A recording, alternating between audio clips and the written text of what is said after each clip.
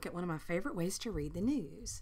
I just type in Newsmap and go straight there. Now it does use Java, and it's going to load all the news from Google News. There's some really cool features here.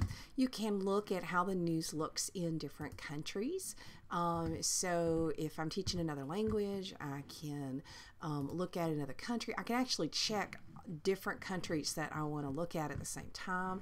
And the more news there is, the larger it is. Now, when I'm looking at these little bitty things and I don't know what they are, I can click it, it'll take it to the most recent news source, or I can just hover over and it will tell me what that news is. Now, at the bottom, you can see all the different topics that are here. Say I don't want to see entertainment. I can just uncheck that, turn the entertainment off.